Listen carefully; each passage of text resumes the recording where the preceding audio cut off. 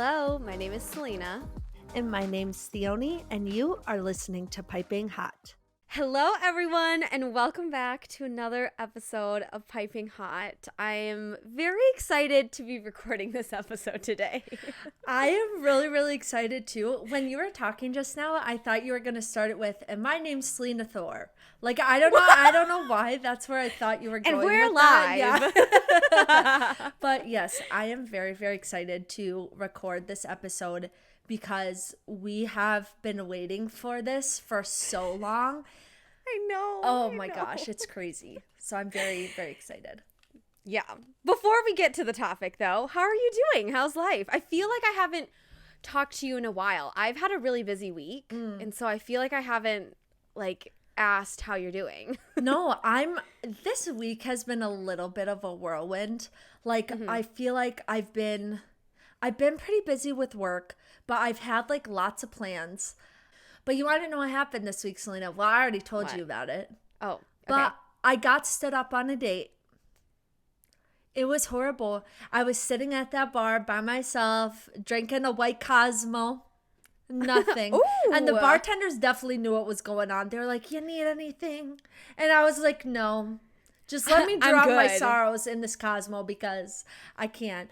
It was a very rough night. I'm not going to lie. It was such a horrible feeling. But then I feel like the next day I woke up and I honestly felt very refreshed because I was like, you know what? Screw you.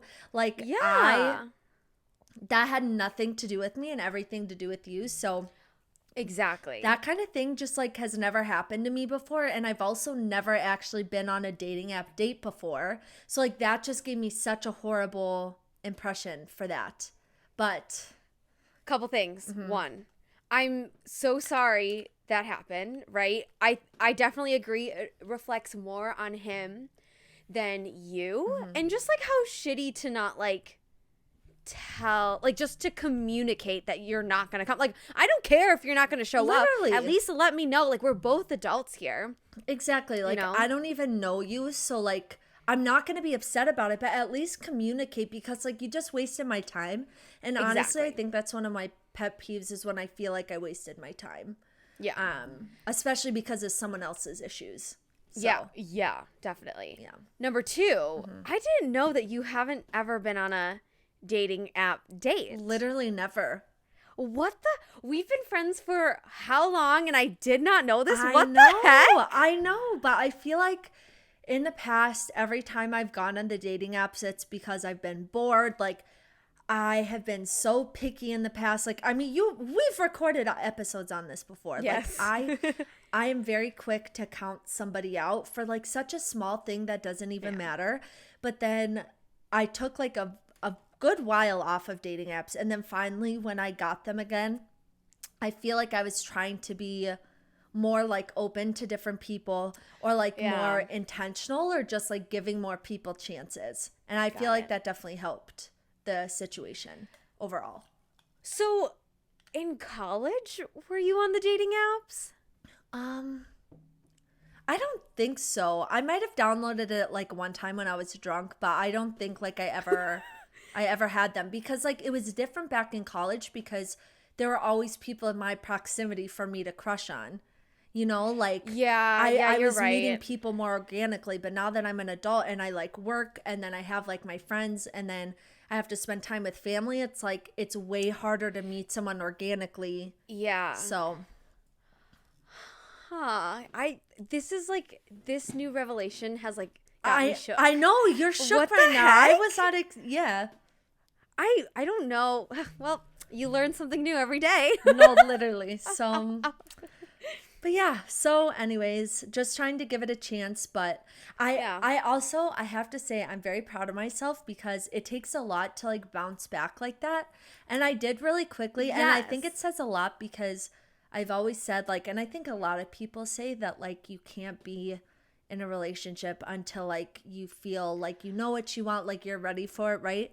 And I feel it very says a lot about where I've come to in my life, So I am very proud of myself for that because I definitely could have let that get me down for a really long time, but honestly, I am so proud of how quickly you did bounce back. I'm not saying that it would be bad if you like took a week or whatever or a whole month or whatever.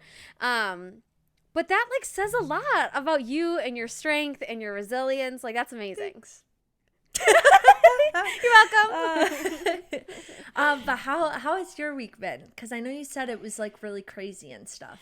Yeah, it's been insane. And you know me as an introvert, I hate everything. So work has been really busy, which is so annoying. I was moved onto a new client, which is super exciting. So I'm learning, you know, the different campaigns that they're doing. And it's been really fun being on a different client. But then the current client that I'm still on, we have like little projects that we still need to close out, and they're just like ankle biters where I'm like, can you just like go away? Like you're so tiny and insignificant that I'm like, this is so dumb. Like it's just so dumb. And it feels like a waste of your time when you have so many other bigger things to do. Yes.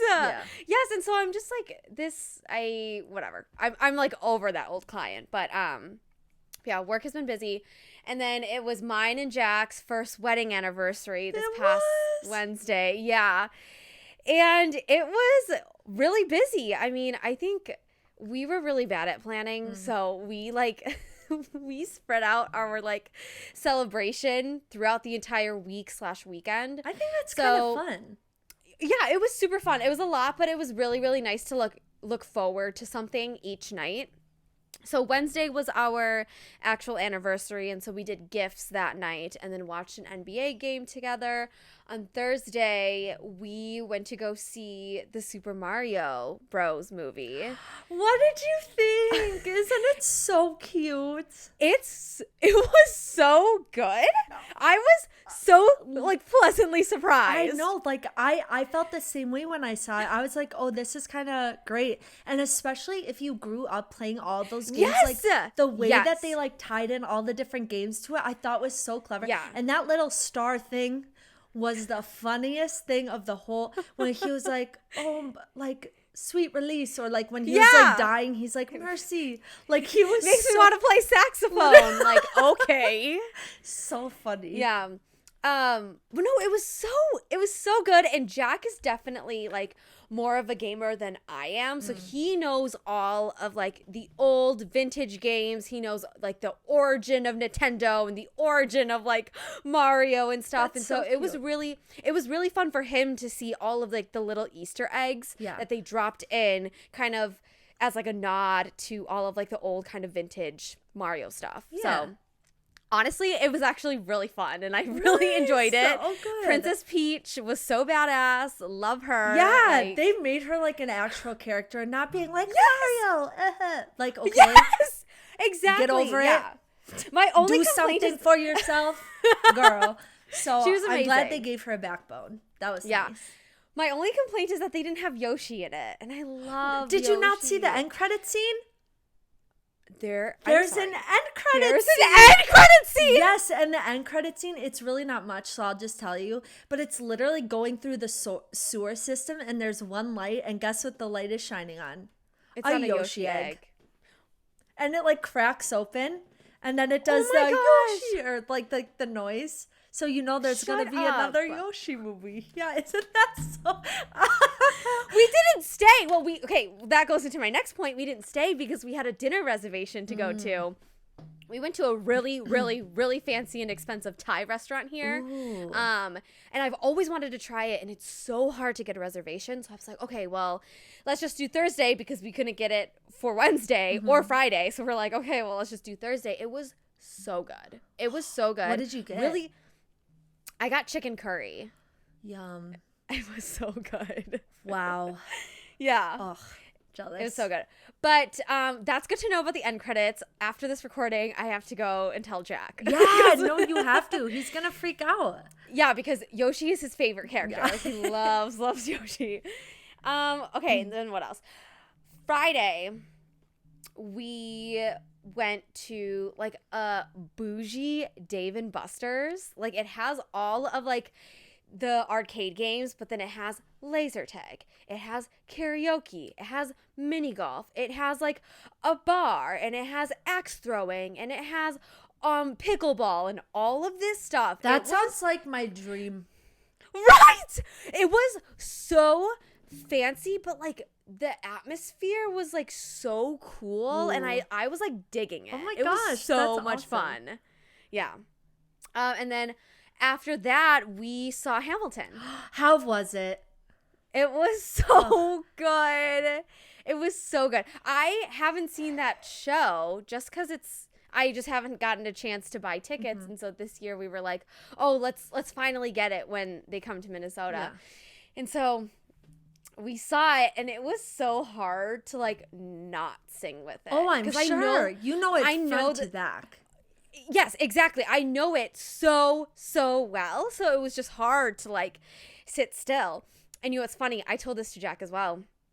When Eliza sings Burn, I don't know that version. I know First Burn. Which is the superior version. Yes!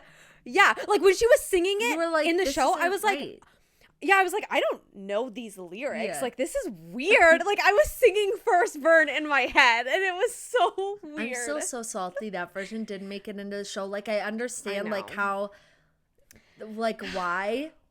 Yeah. But still. Yeah. But yeah. So that was, I mean, it's been a really busy week. And then I was telling Jack as well that I've been in revising hell with my young adult fantasy. Oh my gosh. I have been avoiding it. And I was telling Jack about this where it's like I can feel myself avoiding it. Like I don't want to revise because I think it's such a big thing in my head. Yeah. So I'm slowly chipping away at that. Well, I think it's so hard too because we were talking about this before where it's like you're re-outlining it and all these things. And so it's not like you're going to tweak things. Like you're doing a lot of changes. And so it takes a lot of mental energy. So especially if you had all of that going on, I probably would not have wanted to put a ton of effort into revising on top of all the stuff you were doing. Like that would just not... You need to give it your full focus, you know? Yeah. Yeah. And so I'm hoping this week I can really give it my full focus. So. Nice. But yeah, that's my busy week and I am just over it. Yeah. But at the end of the day, I know you need like a week to recover, but it sounds like you did so many fun things. Yes. I mean, at the end of the day, it was really fun, but I just need time to recover now. Yeah. I guess you, girl. What are you drinking today? Water. Very nice. Stay hydrated. Yeah, no, literally stay hydrated, queens. But, oh my God, I sounded like that one Vine where it's like, country boy, I love you. Do you know what I'm talking about? I do. Sorry, I'm like an actual disgusting human being. But yeah, I'm drinking water. I am like way too high energy right now to have anything that could even have a hint of caffeine. So I'm like, I need to just like chill. Yeah, that makes sense. Yeah. I am drinking. Oh, I'm drinking. No, you're good. Dear Lord. Sorry. No, you're good. I am drinking lemon garlic tea. Garlic? Yes, lemon garlic tea. It's the probiotic tea, whatever. Yo, this whole time when you've been saying that, I did not know it had... What? It has garlic pea? Yeah. Can you taste the garlic? No, I can taste the lemon. I'm like actually disturbed. Why are you putting garlic in tea? That's like messed up. I don't know, but I really like it, and I just didn't know what I want. I don't know. I feel like I'm in such a weird mood right now. Like I feel like I was telling you before we recorded, I feel like I don't have enough time in the day to accomplish what I want. And so like when I was trying to pick tea, I was like, that is too stressful. So I just picked whatever I saw. Hey, some days be like that. Yeah, what does Michael Scott say? You know how I be. Yeah, you know how. Okay. Any other life updates? I don't think so, honestly. Okay. Yeah. Sweet. So what are you reading, watching, listening, consuming? Okay. So let me check my Goodreads. I feel like I got back into reading a little bit more, which is good. I think. Good. Or maybe I made that up. Okay, so I reread Icebreaker by Hannah Grace, which I love. Oh. And then I obviously read the book that we're going to be talking about today. But the one thing I will say, I haven't been reading as much, or I've been reading a little slower because I've been putting more time towards writing. Like I revised like the first 6 chapters now. So I'm feeling pretty good. Shut up. Yeah, so we're That's making amazing. good progress. Yeah. Holy crap. Thank you. That's amazing. Okay, I had a question for you. Oh my God. So okay, what do you think you're gonna read next? Or are you just kind of just whatever, like go with the flow, kind of focus on writing, like it'll be fine, whatever. I can't decide what I want to read next. I got a couple of books when I was out with my friend Denise today, so I might read one of those, but I also just might hold off on starting another book until we do our like book club. But we got to decide when we want to do that. Yeah. And also I did think I decided what book I want to do. So wait, can you reveal it, or are you still thinking about it? Yes. Okay. So I think I had 2 choices, so I think I'm just going to use for the other one for our next month. Okay. This is a little bit of an obvious choice, but it's fine. I want to read The Serpent and the Wings of the yes! So Yes. because I just have heard so many things about it, and it's right up our alley. And I know you're trying to revise your young adult fantasy, so maybe reading one will help, I don't know. So it's so funny. I had that on my list. And when you sent it to me on TikTok, I was like, oh no, she's gonna pick it for our book club, isn't she? Yay. So I'm really excited. I think it'll be good. Amazing. Okay. What am I reading? So obviously I read the book that we'll be discussing today. But now that I finished it, I am between 2 books that I want to start. So I'm either going to start You've Reached Sam by Justin Thau or Defend the Dawn by Bridget Kemmerer. Defend the Dawn is the second book in a trilogy, whereas You've Reached Sam is a standalone. So I don't know. I guess I'm kind of between them. I mean, I don't have a big preference, but those are my like top 2 choices at the moment. It's so interesting because I feel like we're different this way. We're like, if I had the books in a trilogy, I would have to finish the trilogy before I move on. No. And I know you're just not like that at all. Yeah. I think it's because I read books to really help with my writing. And so if I'm reading a third book in the trilogy, if I'm reading a third book in the trilogy, but I'm writing a first book, it like fucks with my brain. I get that because it's like a totally different point in the storyline. So yes, exactly. Yeah. So I mean, I in the past I typically like would go through the series or the trilogy or whatever, but I don't know. 2023 has been weird. What are you watching? What have I been watching? There's this one show on Netflix called Instant Dream Home. So I was watching that. Nice. I've been watching The Voice. But other than that, like kind of like the past few weeks, like I just really haven't been watching anything, Yeah. So that makes sense. I don't know. I guess I've just not really been in the mood to do that. I don't know. But what are you watching? Maybe it'll help inspire me. Nothing much. Sorry. I am watching some NBA games, playoff games with Jack.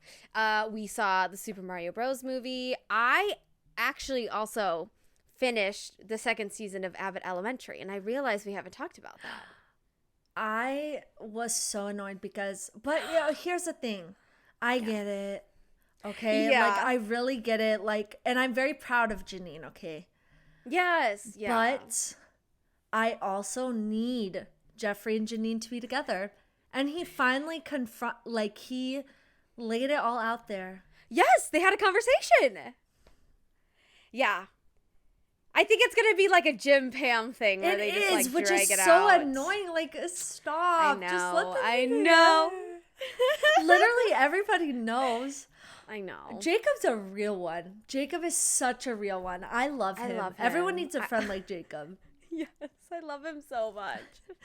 Oh my goodness. But yeah, I'm obsessed with that show and I can't wait for whenever the next season is. Like, it's just so good. Same. What are you listening to? I haven't been listening to I am a boring ass person. Like, I haven't been listening. I haven't been watching. I haven't been reading. Bye, buddy. I hope you find your dad. Like, shut the hell up. But anyways, no, I literally nothing new. I tried to come up with something, but I have nothing. That's okay. That's nothing. Okay. Nothing. Okay. What are you listening to? I am out of control. I am listening to Fearless by Taylor Swift. I don't know. Taylor's version? Yes, Taylor's version, her album, Fearless. Yeah. And I don't know how I got there. Maybe I'm trying to think. I think, you know what it was? Taylor sang You're Not Sorry as a surprise song on her tour.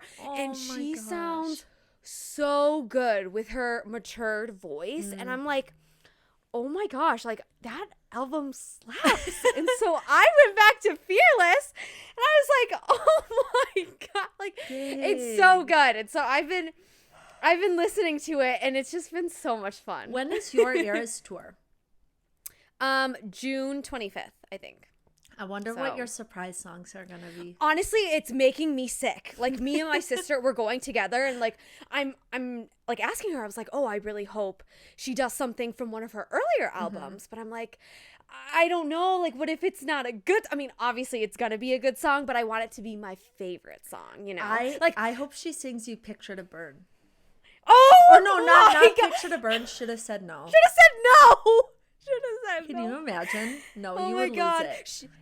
I would lose it. Honestly, if she also sang Ivy, I would also lose it. Oh, yeah. Because that Ivy is not on her set list. Tolerate It is on her set list, though. But if she sang Ivy, I would die. I would die. That's probably so hard for her to sing now, though, you know? Right? Like, yeah. So, anyway. Crazy. Yeah. All right. What are you consuming? I just had some Tums. And I had, what did I have for dinner? Nothing. No, I was eating it on I had a bagel with cream cheese. That was your dinner? You need to eat more than that. I know. I'm just really not hungry. Like, okay. That's fine. When I'm nervous, I literally can't eat, or I will throw up, or the other direction. Yeah, I have to protect myself and others. Okay, I'm just doing my civic that's duty. valid. That's valid. I thought it was like a normal thing where it's like, oh, that's all I have for dinner. I'm like, girl, girl. If that, okay, no, but yeah. What are you consuming? Well, the amazing Thai food. Yes, amazing Thai food, so good.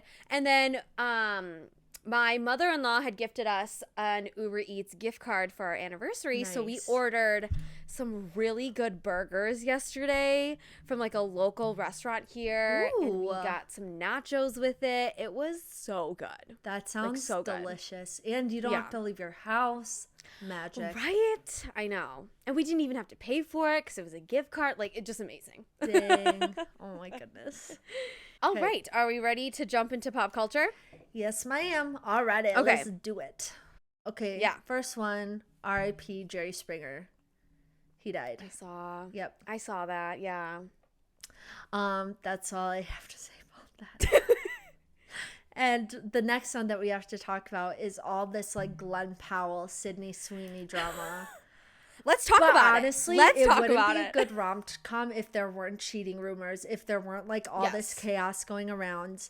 Mm-hmm. But I am just curious to hear what will happen in the coming months because I don't know that it's a PR stunt because it's happening so far before the movie comes out. I know. So here's the thing. I saw on TikTok that nowadays, you know, with social media, we are so close to everything, you know, like we're there from the process right when they begin filming all the way till the end, the red carpets, all of that stuff. And that now with these rom-coms, there is this like thin line of wondering if the two leads are truly dating. No, literally. And it's hard to decipher nowadays with social media and all this stuff. And so a part of me is like, oh my God, this is chaos. Another part of me is living for it because I loved it. And also too, like, I think what am I saying? I think it also goes to what you're saying about PR is that blending those lines is fantastic PR for the movie, but it doesn't make sense if it's this early. They're still filming, so it doesn't really make sense. But I will say, a part of me thinks they are just doing it for show.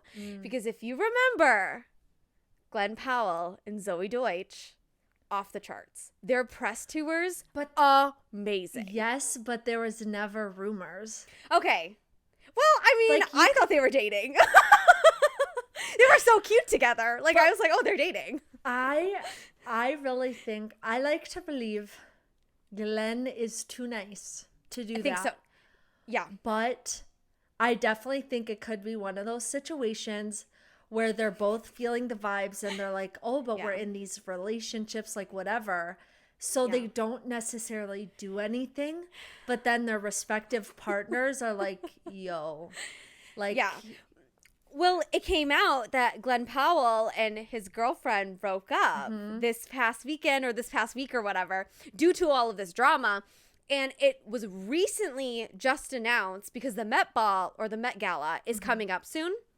That Sydney Sweeney was seen with her fiance in New York or whatever. So I don't know.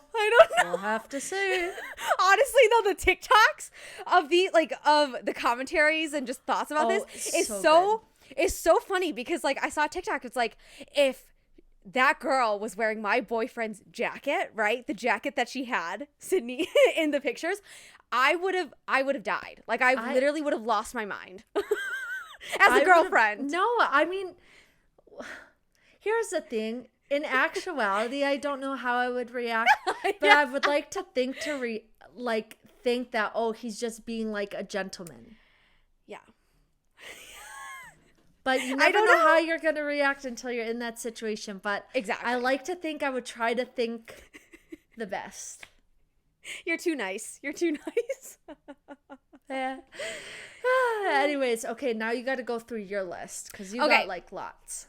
Yes, so a couple of things. The first thing that we need to talk about is that Zendaya was a surprise guest for Labyrinth's set at Coachella, and she literally broke the internet because she hasn't performed in like 6 years, I think, 6 or 7 years.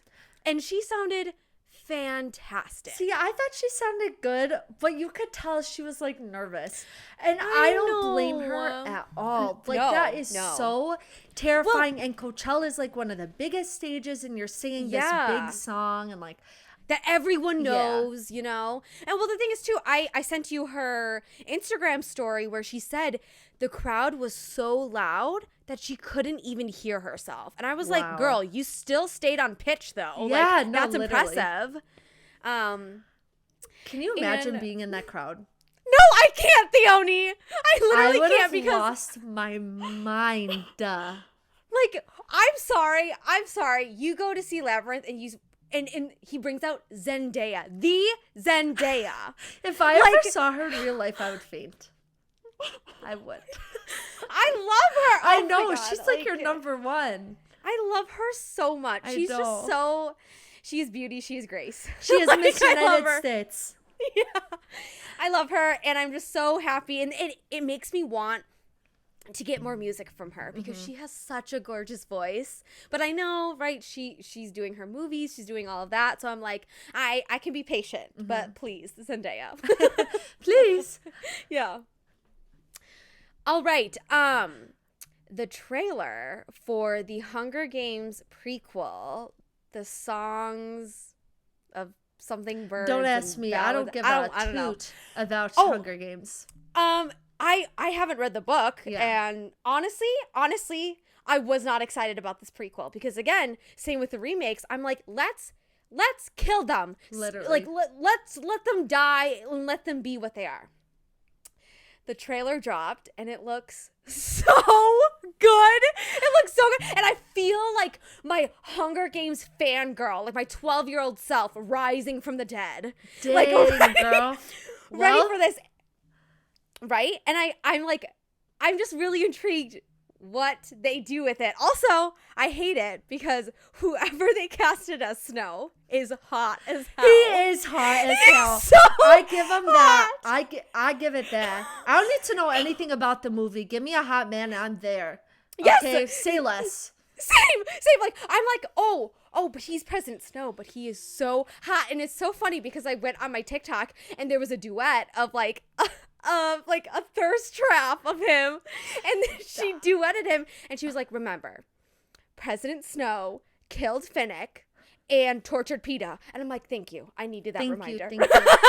Thank you. You know what thirst traps I'm seeing on TikTok of people What? on jury duty, like that show that I can't. It's so funny. Like, wait, that's just really funny. Like the most mediocre looking people, and it's like it's cuffing season, and then they're like, I was like, what the heck? And the thing is, it does a little something. Like, it's not bad. You're like, I'm here for it. Yeah. All right. You know what?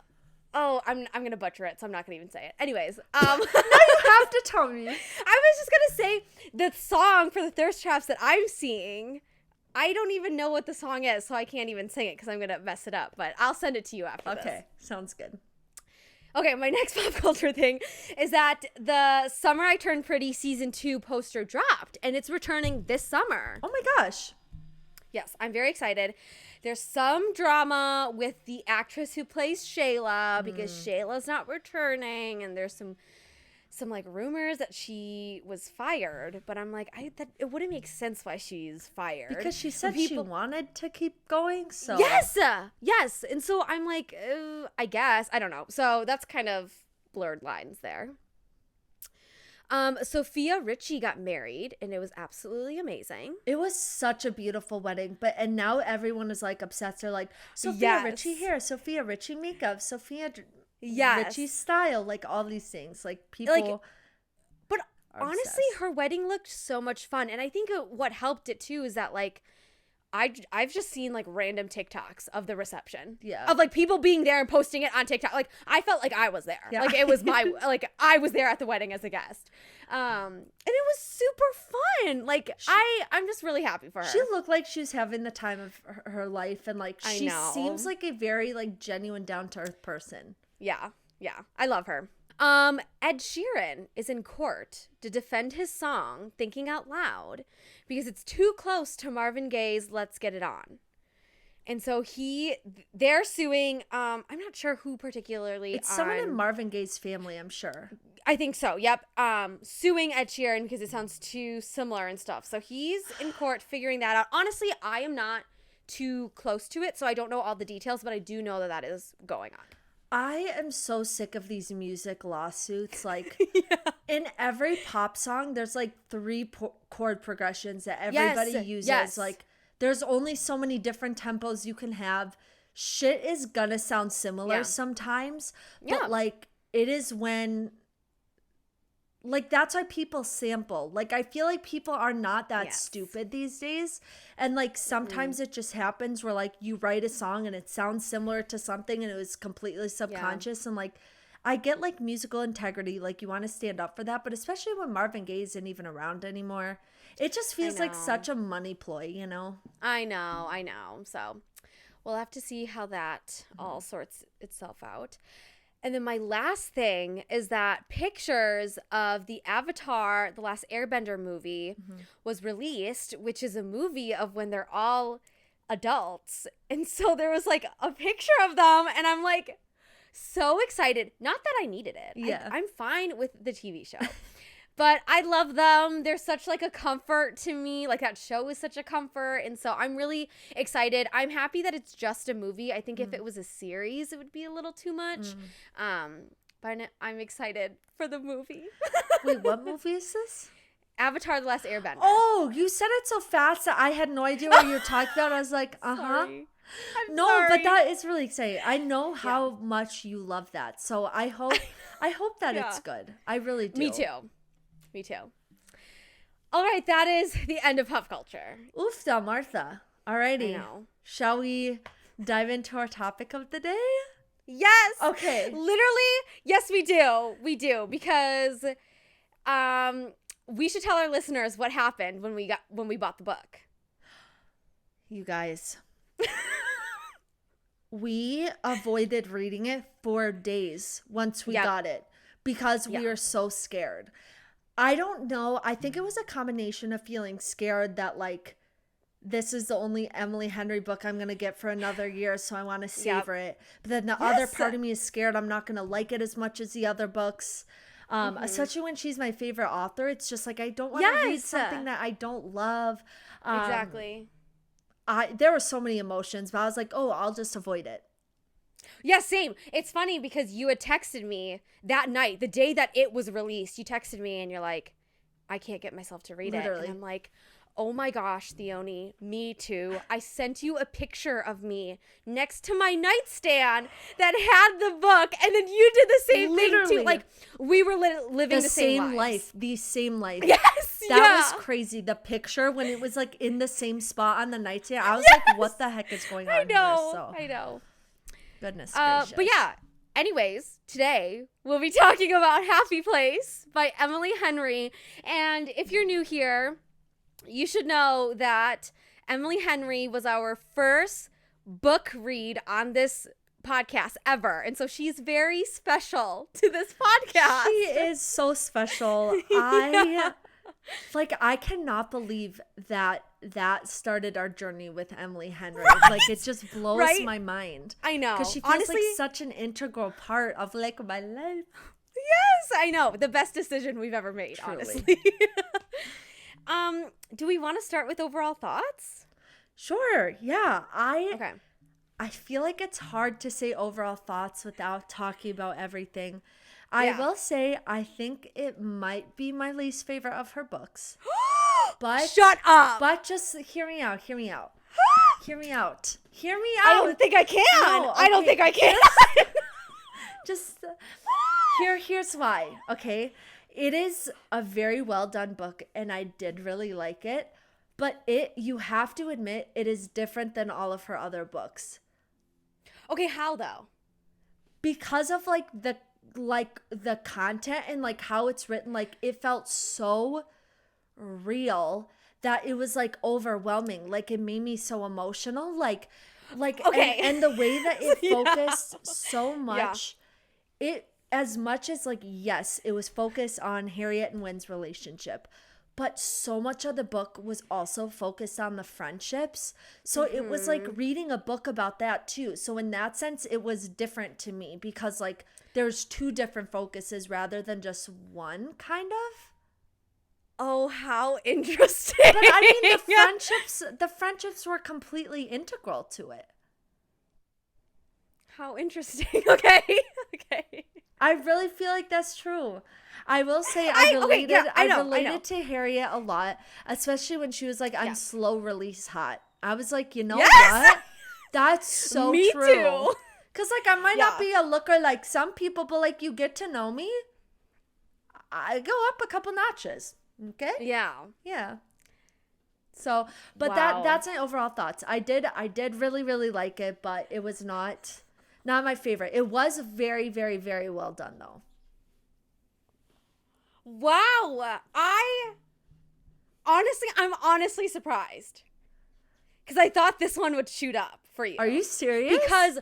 Because I think when I was reading it, I was like, oh, Harriet is Theoni. And I could feel, honestly, like the similarities were so close where I'm like, oh, that's what Theoni would say. Or something like that. Like, no, literally. But that's what I mean. Like, I was Harriet, but the rest of the book was like... That's my point. Like, I wanted more just Harriet and Wynn. Like, but then, or like either write a book all about the friends or like all about like the relationship, but it felt like it was more like half and half. And I wanted more relationship. Like, we didn't even get a good sex scene. Oh, we'll get to that. Okay. I see you. I hear you. I understand. What is your opinion? honestly, every Emily Henry book, when I walk in, I know I'm not just going to get romance. I'm going to get something else. And so when it was about the friends, I was like, this makes sense. And I understand why it's half of the book and the romance is the other half. Same thing with Book Lovers, where it's like, it's not about Nora and Charlie. It's also about Nora and her sister and moving on and learning how to let go of grief. Same thing with January as well, with her dad, and then Gus and the relationship and romance. And so a part of me, when I walked in, this felt very Emily Henry to me. And I was like, this is great. This is what I signed up for. I think I agree with you that, actually, I don't agree with you. I take that back. I think, objectively, this is her best written book. I think she did such a good job of weaving in all of the themes, all of the little hints, all of this stuff. Also, looking at the cast of characters that she had to deal with, I'm like, that's hard to be able to weave all of that cohesively. So I was like, okay, that makes sense. One gripe. I hate dual timelines. And I am starting to realize that Emily Henry loves her dual timelines. And I think that's another reason why it felt a little different. And also, like, I don't know, I just wasn't vibing with it at first. Okay, I did come around. But I feel like she did do it better in this book compared to People We Meet on Vacation. Interesting. I will say, I do think it's some of her best writing in the sense that, like, her foreshadowing and, like, little breadcrumbs she would leave us were really, really good. But again, like, because there were so many side characters and they were so integral to the story, that's why, like, yes, it's very Emily Henry, but, like, I also, like, I personally crave the romance so much that I think I'm sure with, like, a second reread, I might feel differently about it, but, like, I was expecting more of the romance, and it felt like such a tease the whole time. I was like, what are you gonna do about it? Oh, yeah, of course. Well, because of the whole setup of being ex-fiancés, like, that makes sense. But also, though, when I go into an Emily Henry book, I'm not expecting romance. Like, that's almost like a secondary factor for me, where I know that there's going to be a guy and they're going to fall in love, blah, blah, blah, but I know that there's going to be more meat to it, if that makes sense. Yeah, I get so you. I wasn't like surprised that it was about her friends, which is very integral to her identity, which we'll get to. Another thing is that, like, I kept wanting to cry throughout this book, like, fucking randomly, and it's so weird because it reminded me of Someone Great, the movie on Netflix. And even though I knew that the book would end happy and blah blah, because that's how, like, Emily Henry ends all of her stuff, I still felt like every chapter it was like ripping out my heart, and I was just like experiencing grief of a heartbreak again and again and again, and honestly, it sucked. It fucking sucked. No, I mean, I will say this is by far the, like, evokes the most emotion, I think, than any of her other books. I agree. Because especially with the friendship stuff, which we'll talk about, but it felt so real. Like, there is not one person who reads this book that doesn't relate to something or some feeling. Oh, yeah, definitely. But again, goes back to saying, like, I do think it's some of her best writing. I think so, too. And then my last thing is that as I began reading, I could feel this sense of, like, dread. Because I was falling in love with Wynn when Charlie Lastra is like my guy. And I'm like, no. I was like, this can't be happening. Like, I was in panic mode. I was like, this can't be happening, honestly. But now how do you feel about it? I don't know. Honestly, I think Charlie is still number one. Is still number one just because the epilogue of Book Lovers is so close to me. But Wynn, which we'll discuss about, and all of the things he does blows my fucking mind. Like, dude! I can't. I know. It's overwhelming sometimes. I literally can't.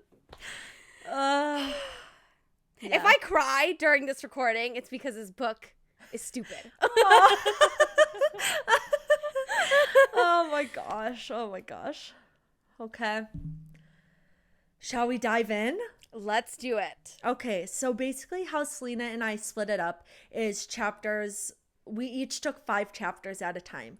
And so how I did it personally, I didn't split it up chapter by chapter. I did a big paragraph. Oh, is that not what you did? No, I did it by chapter by chapter. Oh, no. It's okay. It's okay. We live and we learn and we grow. Okay. Well, anyways, I basically did one big summary for the 5 chapters and then I did notes. Oh my God. Okay. Okay. I hate my life. I'm so sorry. Okay. No, you're fine. If my summary literally starts out in this chunk of chapters. Okay. Okay. In this chunk of chapters, it starts out giving us a good background of Harriet and her friends Sabrina and Cleo. Then in the second chapter, Harriet arrives to the island for some sort of vacation, not wanting to tell her friends about a poor situation with Wynn when she arrives to the cottage to find him there. In chapter 3, one of the couples, Parth and Sabrina, announce that Harriet's happy place is being sold, but also that they are engaged and going to be married within the week, meaning Harriet and Wynn are unable to separate. We learn that Harriet and Wynn are living apart and that Harriet is a surgical resident while Wynn has a furniture repair business. In the next chapter, we are brought back to the time Wynn and Harriet first meet. There's immediately chemistry and banter, and the chapter ends with Harriet acknowledging that this man has the ability to ruin her. In chapter 5, Wynn and Harriet decide to play along with the fact that they have a broken engagement a bit longer in order to make the week a happy one for their friends. They also lay some ground rules for what and what not is allowed as they play out this scene. So I will say the first 5 chapters really was just setting everything up. And I think she did such a good job of doing so. Honestly, you could see everything playing out so well. You had a really good understanding of the characters right away.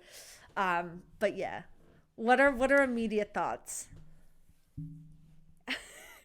I agree that she set this up so well. The premise of this book is so hooky. It's ex-fiance stuck at a vacation home for a week and they have to pretend to be together for their friends. It's literally so hooky. I want it immediately. No, same. Inject it into my veins. And when she walks into the kitchen and Wynn is there, I couldn't stop cackling and just being all giddy because I knew where it was gonna go. You exactly. So you knew he was gonna show up, but you're just okay. So how is this gonna happen? How are they gonna see each other again? What are they gonna do? And then doesn't he come up and kiss her right away? And she's like, he's like, "Hi, honey." And she's like, "What the fuck? What do you mean, honey?" Oh my gosh, so funny. Okay, on page 17. I really like this one breadcrumb that she wrote because on page 17, she mentioned how their relationship ended in a 4-minute phone call. Mm-hmm. And I remember my brain kept going back to that constantly being what could have possibly happened? What is going on? It made me want to keep reading so good. And so the fact that she was able to put that in so early, but it didn't feel like it was just placed there out of nowhere. Yeah, well, the thing is, too, is that when she said 4-minute phone call, I immediately went to Taylor Swift and Joe Jonas, the iconic, 30-second breakup phone call or whatever, where I'm 4 minutes is very specific. Who did who wrong and why did they have to rush off the phone? And so it gave me so many questions of what truly happened. And so I was intrigued immediately. Same, exactly. That's what I mean. It's the intrigue was there right away. Okay, so on page 30, this is Harriet kind of talking about Wynn.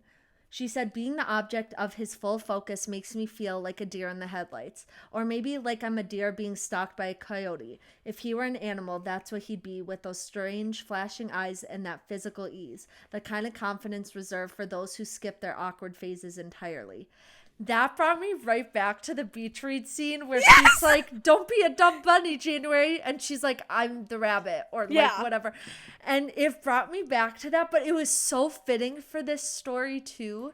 I ate that shit up, but it really, really reminded me of that.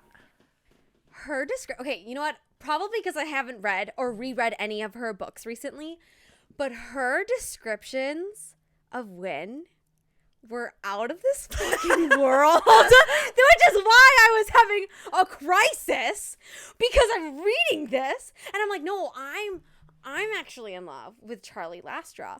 And then I'm reading this shit about Win and I'm like, wait a second. Yeah, she made him hot. She made him I know, hot. I'm like, he looks like what? Mm-hmm. He looks like what? Repeat it again. What? Literally. What about his shoulders?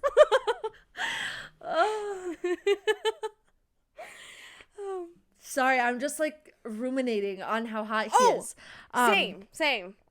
Just their banter when they first meet and kind of like the flashback scene. Let me just read this. It said, he groans and drags a hand down his face. I swear I'm normally better at this.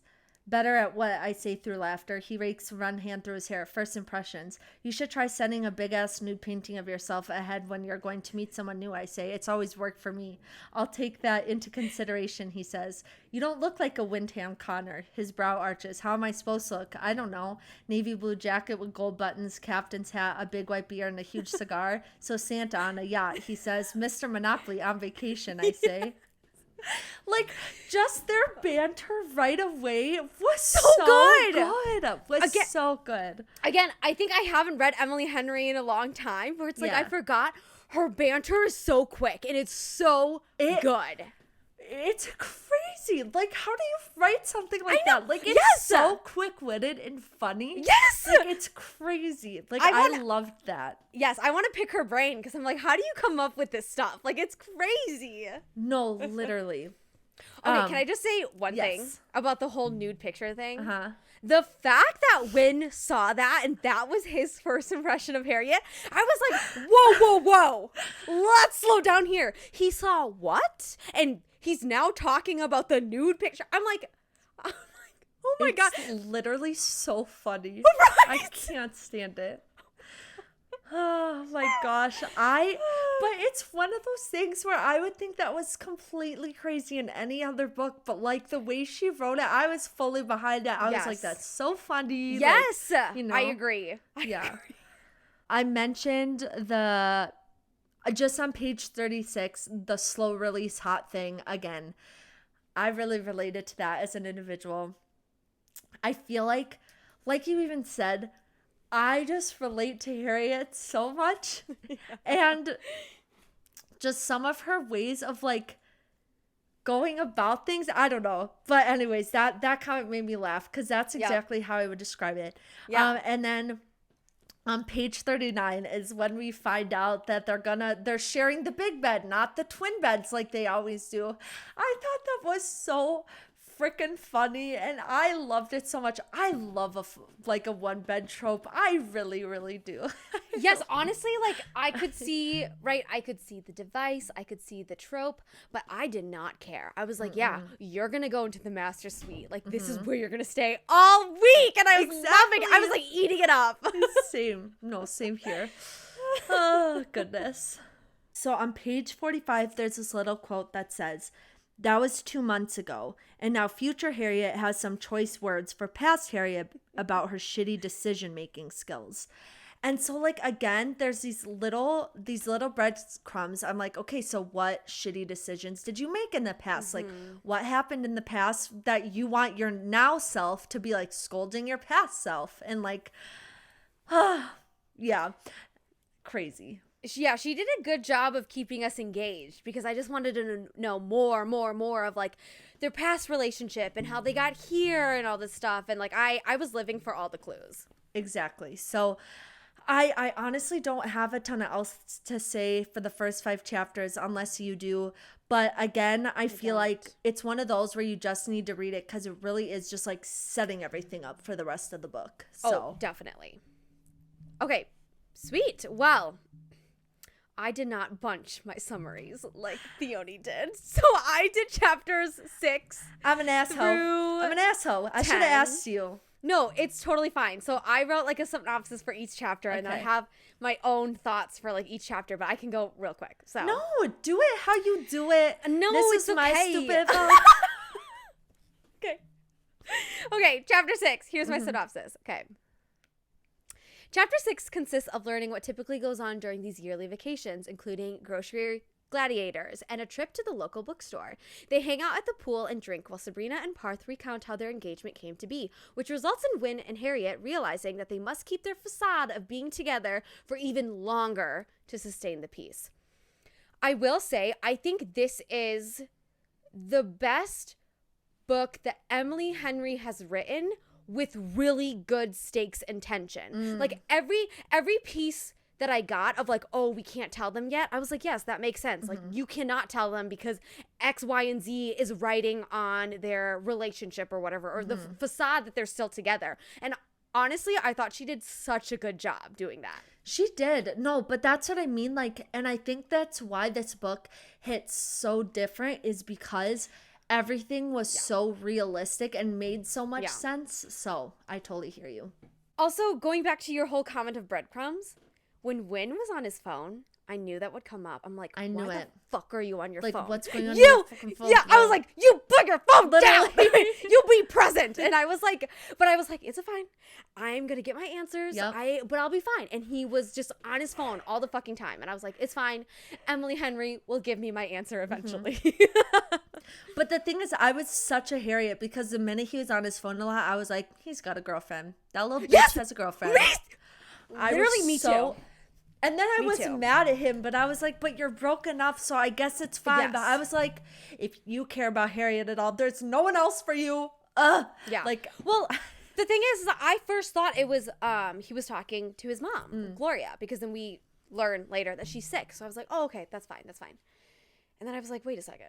It feels a little weird that he's like being so secretive about it. And I'm like, oh, he's seeing someone. And I'm like, okay, anyways. Bottom of page 54, when they basically agree to be a couple, but then there's like this game that they play to like rile each other up. I was living for these moments because it was so funny. Like, she slid her hands down his shoulders and put her face in his neck. I was screeching. Like, it was so funny to me. I literally so don't even know what to say. It was just like, Yeah,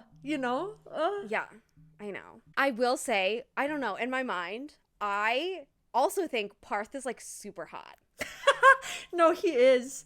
Right? No, Parth is smoking for sure. He's so hot. And then also Sabrina is like smoking hot too. And I'm like, oh, that makes like both of them make sense. I just love them. Let's talk about this bathroom scene, okay? Because it's one of my favorites. I knew the moment that Harriet opened that door to that tiny ass bathroom that Wynn would be there. And I was like, this is it. This is the moment I've been waiting for. But that's what I mean. Every single time you think you're going to get something, you get nothing. I know. I know. But the tension was so strong. I was like, I would have fainted if I were her. Same. I would have fainted. Yes. And so basically in the bathroom, they have a conversation to keep up their facade because of Parth and Sabrina and blah, blah, blah. So then they agree. Then Wynn grabs her hand and tries to put her engagement ring on her hand again. And I screamed. I fully screamed because I get why he had to do it, but I also get why Harriet was so against it. But the angst of it all, of it just happening right there in the dark, in the bathroom, I was like, what's happening? Honestly. But that's what I mean. And like Harriet's like so pissed. Yes. She's trying not to be pissed. But like, and I think that's what I relate so much for, like, and we'll talk about this when the chapters come, but like she's trying so hard not to be mad, and she's trying to act just like nothing's wrong. Yeah. But then finally she hits a point where she doesn't give two hecks anymore. She's like, fine. If we're going to do this, I'm going to throw it back in your fucking face. Yeah. And like, I loved it so much. Yeah. So then in this bathroom, they agree on a story between of like when they last visited each other, all of this stuff. And so they agree that like Wynn visited Harriet in San Francisco a month ago. And I think this conversation, or at least this chapter, really ends on a sad note because their conversation shifts into something of like normalcy, of something that would happen regularly in their relationship. And this is why I like wanted to cry every fucking chapter, because we got a little bit of the angst and the anger that you were just talking about. Meanwhile, we then have these moments of normalcy of like, oh, they're just back to being themselves, the 10 years or whatever they've known each other. And it's so sad because you could taste the normalcy between them, but you couldn't have it. Exactly. And that's what was so aggravating. Yes, it was just so hard to see, and also to be there with Harriet just hurting so much, and I could not. Literally could not. Can you imagine being in that situation? I could never. No, Theoni, I couldn't. I am on the verge of tears talking about these stupid fictional characters. I'm fine. Okay. And then the chapter ends and it's revealed that Parth has an air horn, and I love that for him. His like little app, like his like like Parth, honestly, I wouldn't expect anything less. I just like that you had to mention that. I was just not expecting that. I know. I love Parth. Okay, remember, the friends are just as much of the story as Wynn and Harriet, okay? I know. Parth meets his time. I know. Okay, moving on to chapter 7. Here is my synopsis. So this is a flashback scene to one of Harriet's place, Knott's Harbor, Maine, specifically the kids' room. We learn that their conversation about living different lives and universes. Wynn and Harriet make a habit of talking about closing themselves into the kids' room, and we learn of Harriet's family life. They admit that they make each other nervous around each other, and the chapter ends with Wynn saying that Harriet is not his friend. Okay. Again, I don't like dual timelines. I just don't like reading them. I think it's really hard as a writer to get the reader on board with the whiplash of pulling them out of the present and then inserting them into the past. And so it's really hard for me to be on board when I read these dual timelines. I will say I loved these moments in the past with Wynn and Harriet because it just gave me more little bits and pieces of them. So I loved it. I'm gonna let you take the lead because I know I'm gonna jump ahead, so I'll let you say what you want to say first. This is a big chapter, so I'm just gonna focus on like the bigger important parts. I love that every time that Wynn comes around, Harriet just starts cleaning. like it is so fucking funny, but it's like that's her. That's like who she is. It's so funny. Again, I love her. Like, she's so funny. Just another moment where I relate to her. It's like nothing calms you down but just being completely distracted with something else. Yes, exactly. Yeah. Exactly. And then the reason why I'm talking about this is because it's brought up at the end, but they basically talk about, if they weren't living this life, what other life would they live? And they talk about different universes and the multiverse and stuff and what each of them would be doing in these different universes, which comes back later. With that shit. Yep. I know. Which comes back later, okay? So then we learn Harriet's family is not the best. Her mom and dad were in a loveless marriage, and Harriet was basically like the glue that held them together. And also, I love the way that she describes how, like, after a fight with her older sister, the house would descend into silence. Like, absolutely, like, really tense silence. Really sad and heartbreaking, but it also comes back at the end, which is why I'm mentioning it. Their flirting, honestly, is top tier. Because we have to remember that this is, like, a couple days that they've only known each other. So top of page 74. This is what he says about his family. Because they're brilliant like you, he says, and also because you laugh like a helicopter. Unfortunately, that causes me to prove his point. Wow, stop hitting on me. It's cute, he adds. I'm sorry. That's bold, Wynn! I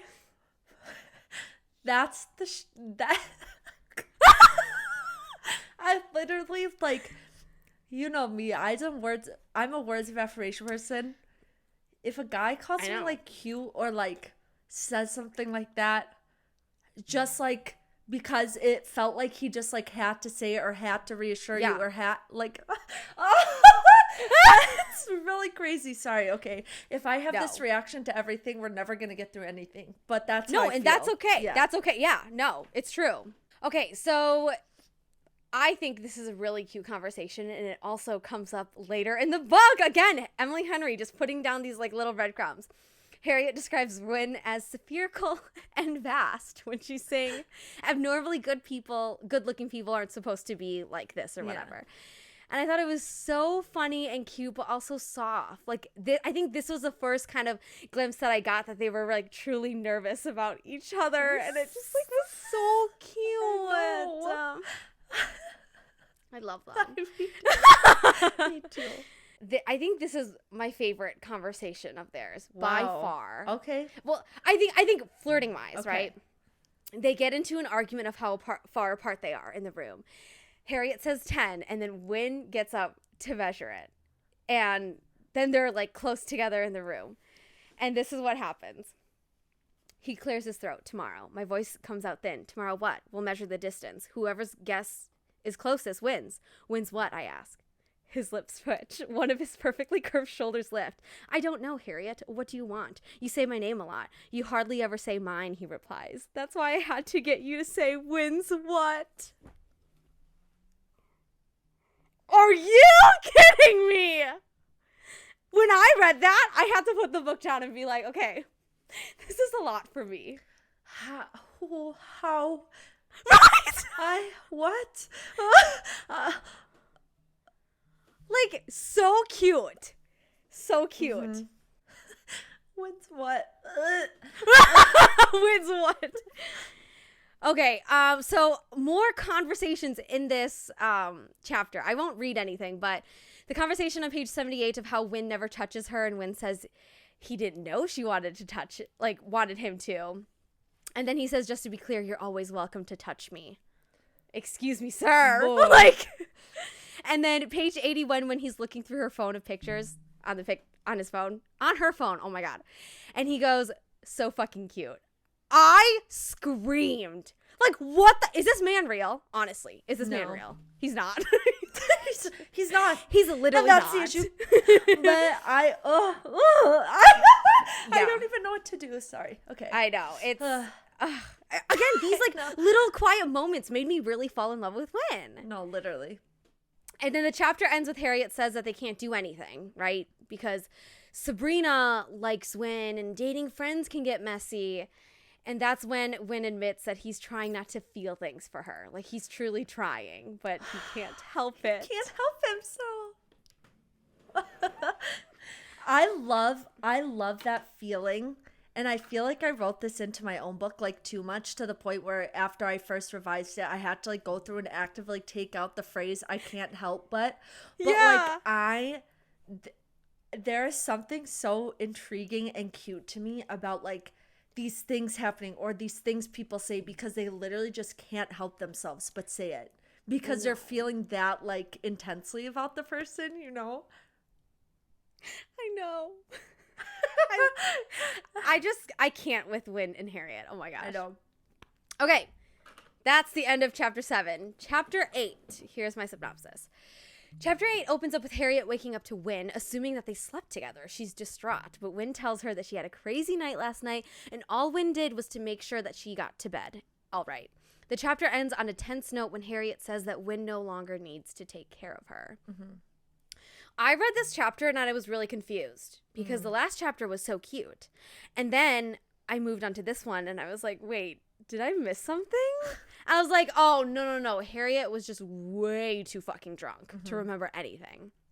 And I honestly thought that they slept together, and I was a little disappointed that they didn't. I know. Because how good would it have been to have her inner dialogue of, like, these flashes of, like, things happening? I get why they didn't. And it makes me like Wynn even more. I know. We'd be talking about it, but I did not get the spice that I wanted. But it's fine. It's fine. Oh, my God. Okay. I love that Harriet was like living out her best revenge, because on page 86, we and Harriet learned that every time Wynn came close to her, she'd rub her ass on his crotch until Wynn left her alone. And honestly, I was like, girl, you get it. You do you. I fucking love Harriet. That's the moment where I was like, I love you so much, because she was like, fine. Yeah. Fine. She's like, I'll play your game. Let's do this then. Yeah. And then the conversation turns tense quick when Harriet says that she doesn't need him to take care of her anymore. And he says she's always made that clear. Now, at this point, Again. I was like, I'm sorry. What do you mean she always made that clear? And I was dying to know what had happened in the past that would make him say something like that. Because I'm like, that I feel like that it's like so loaded, you know? And then at the end of this chapter, Wynn asks if she's happy, which the book comes back to the question a lot. And Harriet doesn't have time to answer before an air horn interrupts her. And that's how the chapter ends. The fucking air horn. I love the air horn. I'm sorry. Go I love Parth. Parth so much. Yeah. I love him. Okay. Moving on to chapter 9. Here's my synopsis. The chapter opens with grocery gladiators, and Harriet is paired with Sabrina and Cleo. We get a sense that things are tense with Sabrina and Cleo when Cleo last minute bailed on Sabrina visiting her farm. They go to the bookstore, and Harriet begins to get more of her memory from last night. Harriet and Cleo have a conversation about this week and how she's a tiny bit stressed about the farm back home. The chapter ends with Wynn revealing he bought a coffee table book, and Harriet gets the inkling that he's seeing someone new. Okay, again, big chapter, so I'm just gonna kind of go through the bigger stuff. Okay. Oh, okay, page 92. I want to hear your thoughts on this. Okay. So, we finally get a memory from last night from Harriet, from her drunken state or whatever, and this is what it says. I'm sorry. I literally can't even read it. Okay. Another flash of memory. Me, kneeling on the ground, atop the comforter, Wynn's dragged to the floor. Arms up, baby, he says gently. He peels the ruined white t-shirt over my head, runs a cool washcloth over my collarbone, collecting what's left of my mess. I can barely keep my eyes open. Did you get me the shirt about the rodeos? That I've been to so many fucking rodeos shirt? I got it, he says, arms back up. I love this shirt, I grumble. I know, he says, sliding my hair out from under the collar. That's why I brought it. Now go to sleep. When I read that, I screamed. I lost it. I did. Like, what do you even say to that? Like, what do you even say? How can she make such a simple moment so hot? Literally. The baby, the arms up baby, the fact, like, just because I knew you liked it, like, God fucking damn, it's like every moment there was tension. Yes! And that's why okay, anyways, we'll get to that. But, like, I just, like, the tension was so good. I know, and he's so nice. Like, I can't. That's what was conflicting about me, though, because it's like I'm getting all these breadcrumbs of something happened, right? We know he broke up with her within 4 minutes, but he's being so nice to her. So I'm like, okay, wait a second. Like, what really happened then? You know? Okay, page 97. My note is that made me cry. I'm not joking, Theone. I teared up. Oh my God, I did tear up. Sorry. Holy shit. You just... I'm sorry. I didn't remember what page 97 was. Oh my gosh. Okay, let's hear it. Sorry. Okay. It's okay. Actually, Parth walks up to the... Oh my God. I'm going to start over. It's okay. You got this. Okay. Actually, Parth walks up with a paper bag already in hand. I picked this because the Wall Street Journal gave it such a cranky review, I needed to read it myself. It's by this married couple who usually publish separately. One of them writes literary doorstop novels and the other writes romance. What? Kimmy snatches the book. I know them. Seriously? I went to college with them in Michigan. They weren't together yet, though. Her books are really horny. Is this one horny? January and Gus wrote a book together. I cried. I cried. What do you want me to say? I can't even say, honestly, I love that, Emily Henry drops these things in her books because I feel like January and Gus are her babies. Mm-hmm. They were the first ones, and I love that she's able to drop these little hints and that they're happy. They're doing fantastic. And they love each other and they're happy.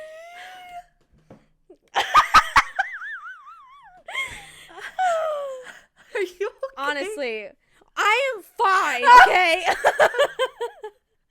Oh my gosh. I just love them. I love them. Again, I think I just need to reread Beach Read because January and Gus are untouchable in a sense. You do have to reread it. You really do. Yeah, I know. Anyways, that really made my day. Okay. So we learned that Wynn bought a coffee table book, which was so random at the time because the book was called The M's Way, The Life and Love Behind the Iconic Chair. And we also learned that Wynn doesn't spend money on himself, and this book was $60.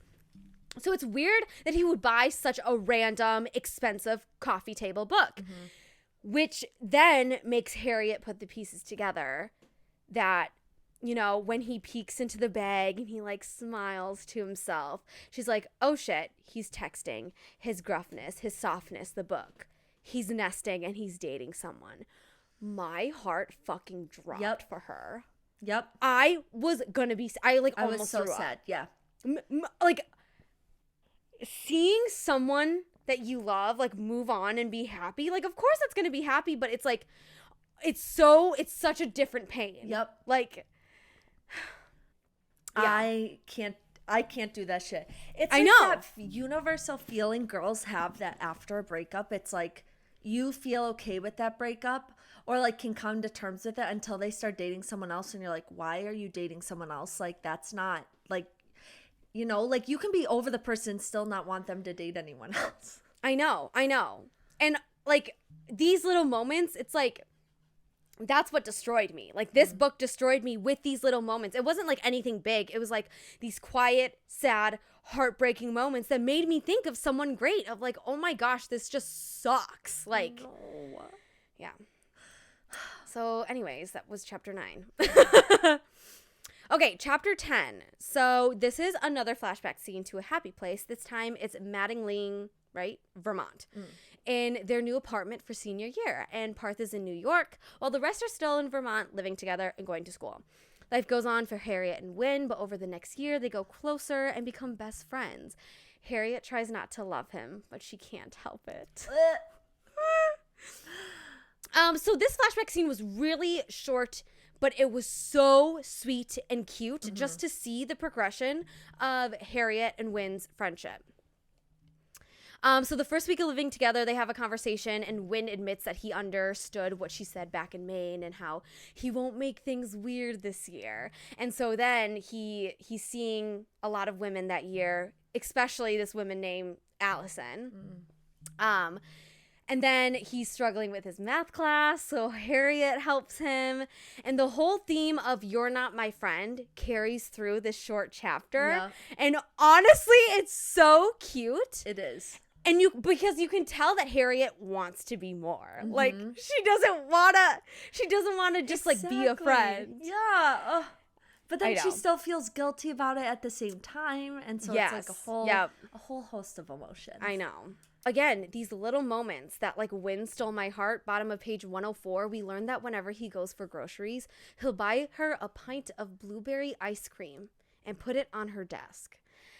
Are you kidding me right now? Are you That's like kidding such me? an acts of service moment. Yes, it is! Which I know is why you love it. I was like, sir, you're going to kill me. Literally, you're going to freaking kill me. And then bottom of page 5 at the end of the chapter, this is what she says, which I think is so beautiful. Again, Emily Henry's writing is just so gorgeous. He's become my best friend the way others did. Bit by bit, sand passing through an hourglass so slowly, it's impossible to pin down the moment it happens when suddenly more of my heart belongs to him than doesn't. And I know I'll never get a single grain back. He's a golden boy. I'm a girl whose life has been drawn in shades of gray. I try not to love him. I really try. Like, gorgeous about falling in love. Like, are you kidding me? If I could write that, I would. Literally. Yeah. It's just, again, like, one thing I love that is reflected in books is when the two main characters, like, yes, they're in love and, like, yes, they have all these things, but, like, there's just such a clear respect for who the other person is as a person. Like, you just know who they are and you know they're a good person, and, like, that just, like, kills me. No, it really does. It does. Okay, anyways, that was the end of my section. I'm so sorry. No, my gosh, no, don't apologize. That was a big section. It was a big section, but again, every single section had so many cute moments, you know? Yeah, and I think still too with these section of chapters, we were still learning everything as well and trying to get a grasp at the characters and the world and stuff. So definitely. Okay. So this is for chapters 11 through 15. Okay. In the first part of this section, Win and Harriet find themselves in a compromising position, locked in a cellar, and Harriet can't let go of the coffee table book. Harriet also chooses to lie about her happiness because Win says he genuinely is. We do also discover there was a miscommunication about cheating that could have led to their demise. The next chapter, the crew goes out to the bar, recreating spring break vibes, and Harriet amps up her antics towards Win. These chapters get intense as Win and Harriet walk circles around each other and tensions rise. In chapter 14, we are taken back to the past when Harriet and Win begin sneaking around with each other. We fast forward until their first date, where they profess their love to each other and their friends. Chapter 15 is a look inside the characters' days and ends with them each making an attainable and secret wish for the week. This section. I know. So the first thing I have to say, the tension in that goddamn cellar was painful. I was just like, girl, if you don't kiss him, I will. Like, I was like, someone got to do something. Like, I was just like, oh my God. But the build up and them talking about like the memory of their first kiss and like how Win was claustrophobic and like she helped him.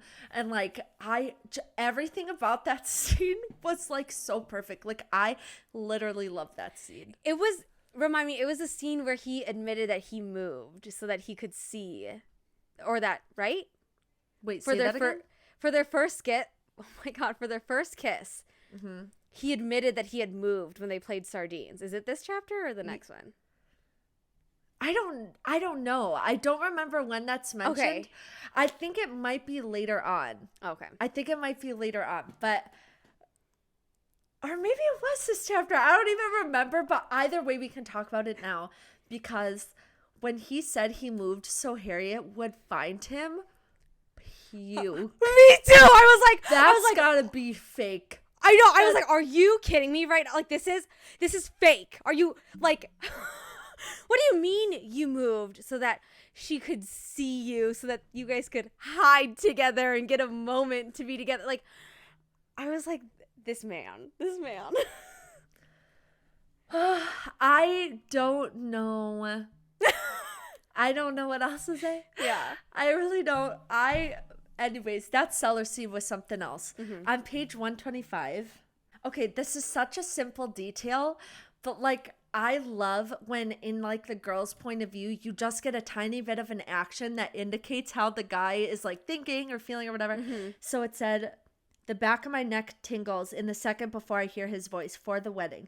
I turn toward the patio door he stepped through, his hair damp and that one lock curled around his brow. He's wearing a gray t-shirt, half tucked into slate blue chinos, and the color combination brings out all the green in his eyes as they rove over what I now must rename my vengeance dress. He misses a half step in the process, but recovers quickly, averting his eyes as he heads to the fridge and starts filling his water bottle.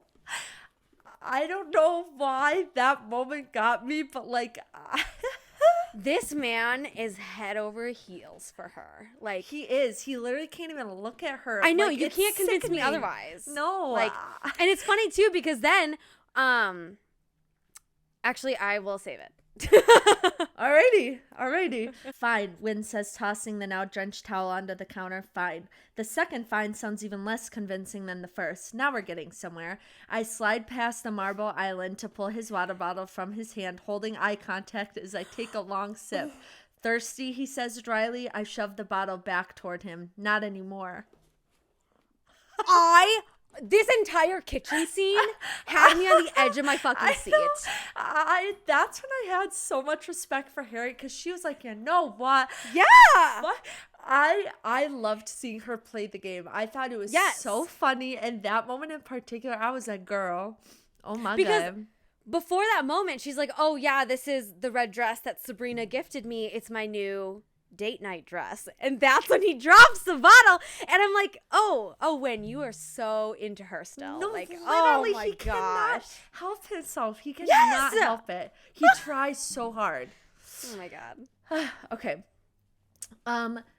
The entire tension at the bar is just so high. Like when they're dancing together, I was like, okay, vom. Okay, I don't know why. I'm just going to read this because it's very, like, tense, okay? Yeah. You all right there, Harriet? Wynn asks in his own husky equivalent of the happy birthday Mr. President voice. I turn back toward him, leaning in until his firm chest meets mine and our mouths are closed. My arms lock tight across the back of his neck and his gaze slinks down me and back up, the muscles in his jaw flexing. His deep breath presses us closer, his pulse thrumming against my breast. His hands move to my hips, adjusting me in his lap. Drunk on the power, plus 5 months of repressed anger, plus 1 glass of wine, I leave in further into him, feeling my nipples pinch between us as I lower my mouth like he did to the spot beneath his ear. Never better, I say. His fingers unconsciously tighten against my hips, glide down the sides of my thighs until they pass us for fun and reach bare skin. We may be playing our parts, but that's not all this is. I can feel him stiffening beneath me. It makes every soft place on my body feel like magma. But I'm not going to be the one to back down. I love Harriet. I also love this game that they're playing. Like the tension is unmatched for this book. It is. But she set that up from the very beginning, so there's no way for it not to be tense, you know? Yeah. I can't. That was good. Oh, that's what I was going to say.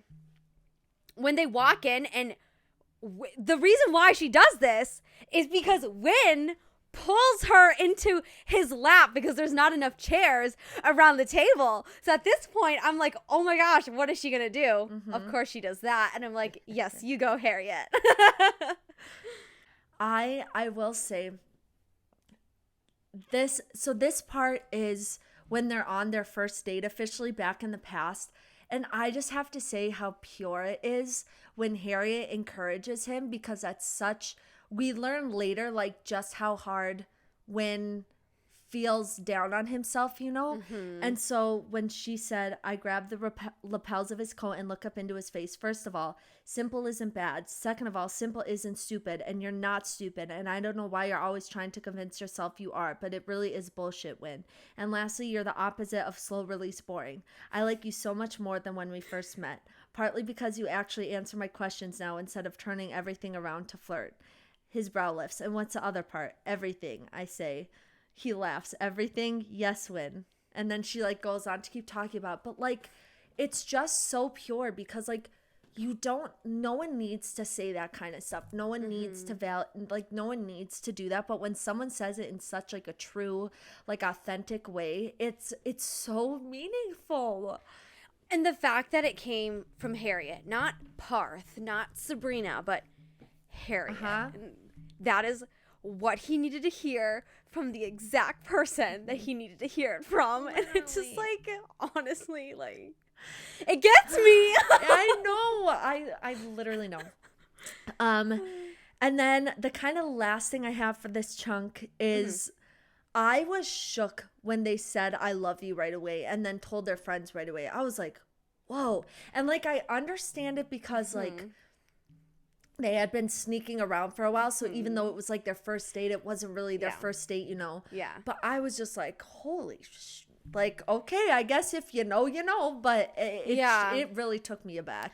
I guess I was okay with it because these flashback scenes, time passes so quickly. So by the time when they said I love you, I was like, oh, it's been like a good almost year and a half. Like it's been a really long time. So at that point I was like, okay, that makes sense. We got the background that they're best friends, blah, blah, blah. So I was okay with that. But I do agree at first when I read it, I was like, oh, that's really quick. And then I remembered how quickly time passes. Yeah. Did they make out in an alleyway in this chunk? Not that I have noted, but that doesn't mean it didn't happen. Okay. I don't know where it might have. The thing is, too, I think part of why my notes are a little more sparse, which for our next episode, I will go look into them a little more. But I think I got so excited that I just, like, took notes and then, like, kept reading, you know? But, like, I don't know if it did. But either way, that was hot. Don't worry. If a guy pulls me over to make out in an alleyway, okay. Yeah, I was like, oh, when I see you, okay. Literally, that's hot. But yeah, that's basically what I have for that chunk. So very nice. Yes. Okay. Diving into the next chunk, starting with chapter 16. So here's my synopsis. On a gloomy day, tensions rise when there's disagreement on what they should do. Finally, Sabrina decides to go to the Rocky double feature. Wynn and Harriet get flirty, but it's only a crude reminder to Harriet of how Wynn has let her down. So clearly something was happening with Sabrina and Cleo, and I was very intrigued. And also, I love that this moment served as a way to show Harriet's character. Yeah. Because Harriet is the buffer for everything.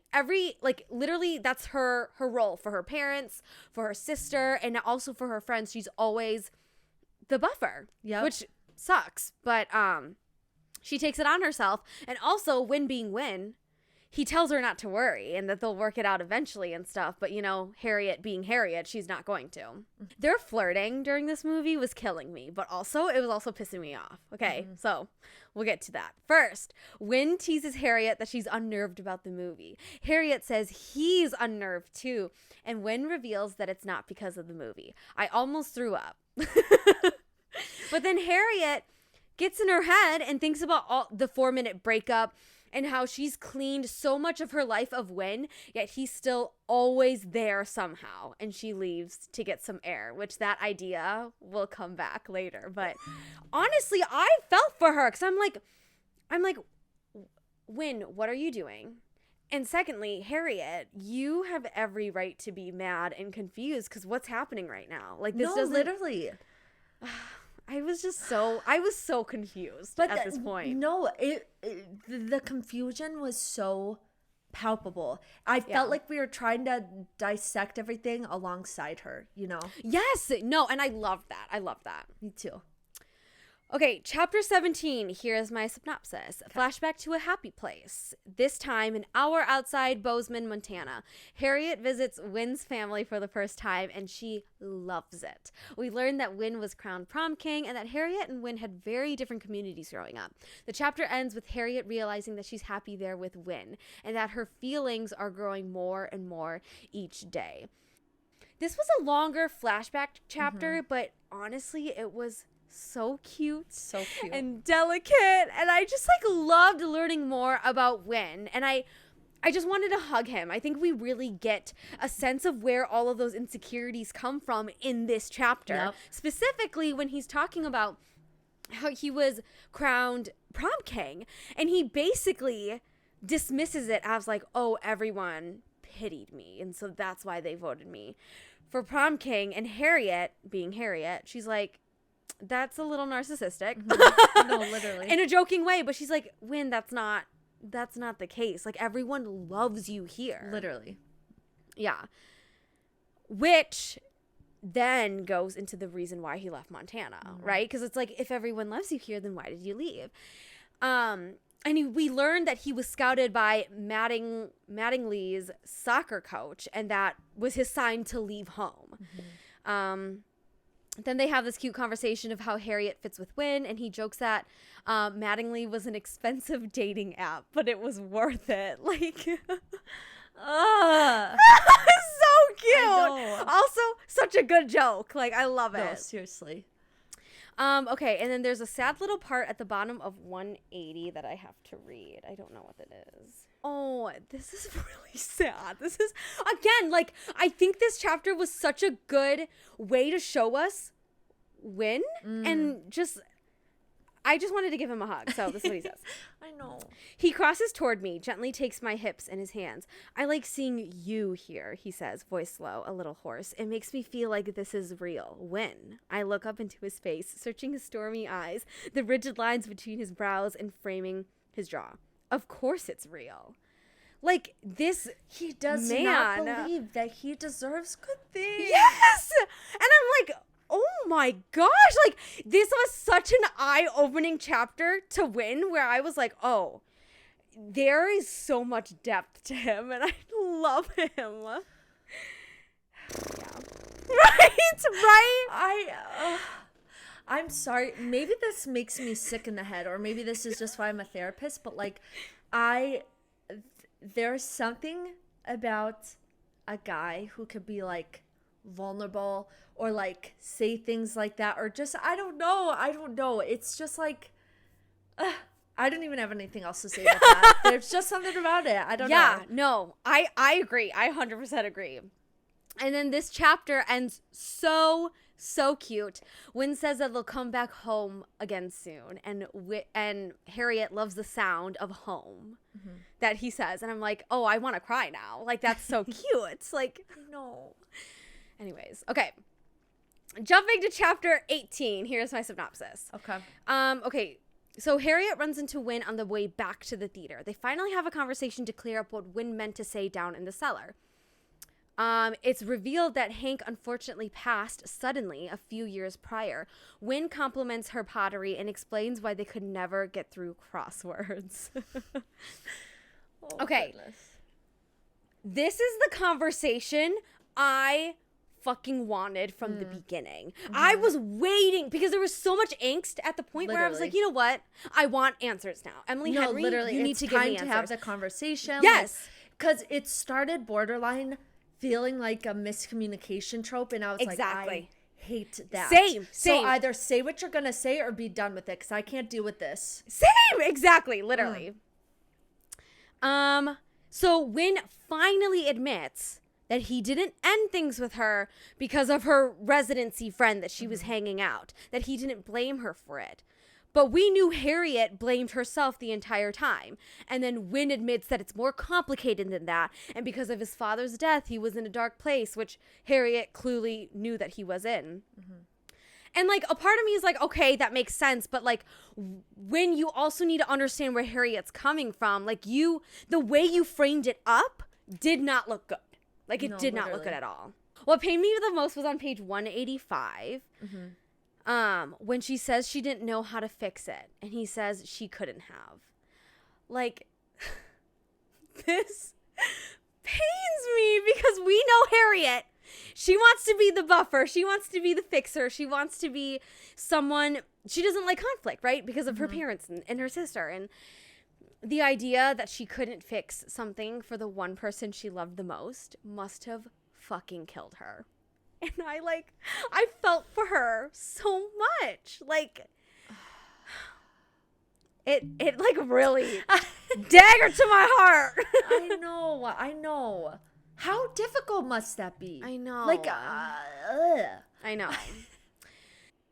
And then it's revealed that she knew Wynn hated San Francisco and she felt guilty about making him follow her there. So again, with this whole thing too of like trying to fix it, make him happy, but clearly he's not happy in San Francisco and all that stuff. It's just like so many things on top of one another. But that's exactly what made it so relatable and made me like their characters so much, because it's clear that they're both always trying to do the best thing for the other person.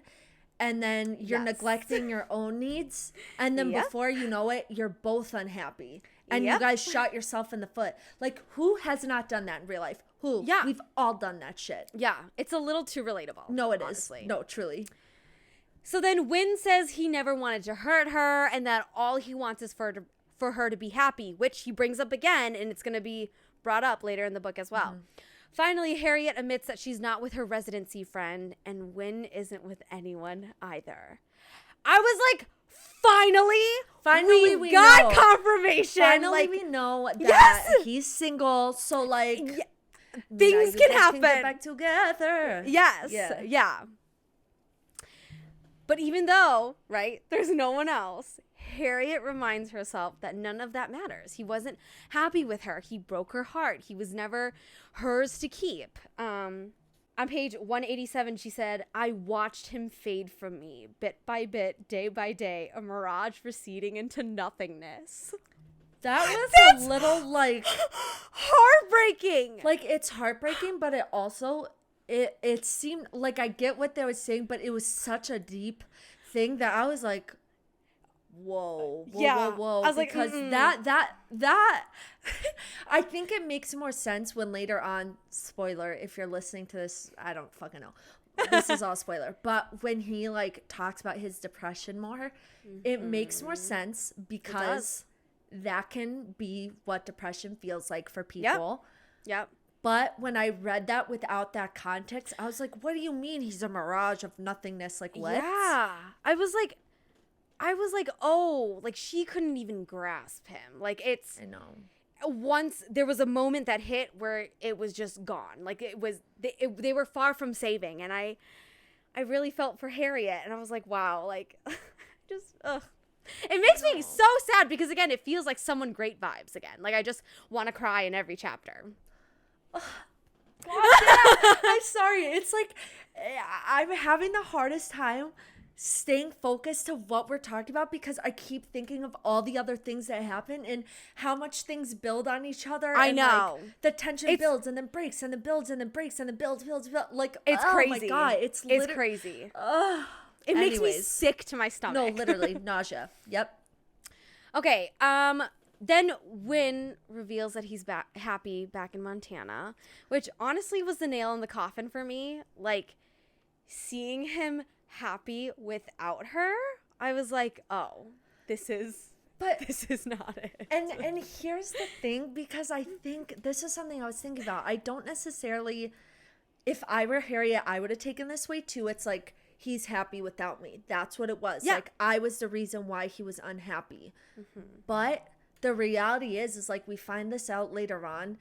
He wasn't happy because he wasn't with Harriet. He was happy because like, he finally had the time to dedicate to himself to like not only work through his mental illness, but to like find something that he felt confident at and felt good at, because he was always down on himself before. Yeah. And so like, yes, he's happy, like he's finally happy, but there's still not like, he could be happier, you know, like things could be better. But of course, if I were Harriet, you're not gonna think, oh, well, maybe I still know, like that is going to be your end point, because that's what they always wanted for each other. Exactly. And it helped that at this point that facade was still present. Mm-hmm. Because again, we're like, okay, we still don't have the explanation of the 4-minute phone call. We don't have a lot of other explanations of like, if he was truly, you know, thriving or whatever, or how he truly felt in San Francisco. Yep. And so I think Harriet's reaction in this chapter is so realistic. Mm-hmm. It like hurts. No, literally.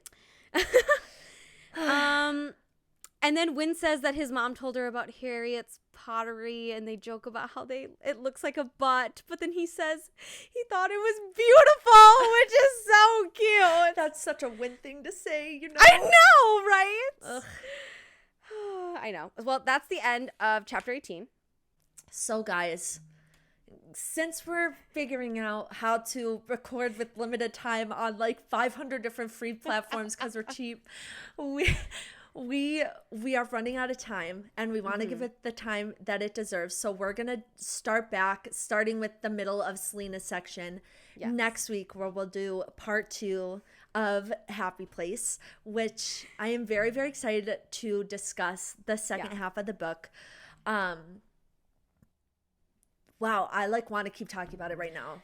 Yeah, I mean, come back for next week because honestly, this book ramps up and it's insane. Ramps up. It's insane. Shit hits the fan, bro. Really? Okay. Well, thank you guys so much for watching. Or no, bitch. No. Thank you so much for listening, and we'll see you next week. Bye.